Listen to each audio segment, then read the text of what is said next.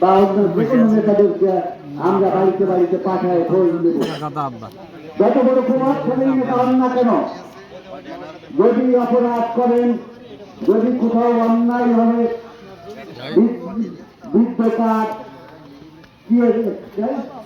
পৃথিবী, বিভিন্ন ভাষা, মাতৃকালীন ভাষা, এই সমস্ত বিষয় নিয়ে কেউ আমার দলের নেতা কর্মী দুর্নীতি করে বা কারো কাছে 50% টাকা নেয়, সেটা যদি আমরা জানতে পারি, এখন আপনাদের বিরুদ্ধে কিছু না করতে পারলেও আগামী ফেব্রুয়ারি মাসের নির্বাচনের পর বিএনপিকে আমরা রাষ্ট্র ক্ষমতায় আসবে, আমরা রহমত আপনাদের কিন্তু বিচারের সম্মুখীন হতে হবে, তখন কিন্তু প্রশ্ন করতে পারে।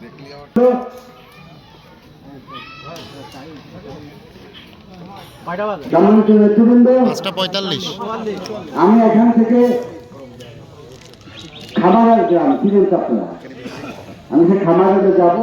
আমাদের এখানে বিএনপি একটা সম্ভ্রান্ত মতি মিয়ার নাম শুনছেন, যেখানে চলে খাওয়া হয় আপনার গান, তার স্ত্রী মারা গেছে, আমার একটু গান গাই যেতে হবে। আপনারা অনুমতি দিলে আমার কিছুক্ষণ পর তো আজানও হবে নামাজ পড়তে হবে, ওইখানে গিয়ে নামাজ পড়তে থাকছি।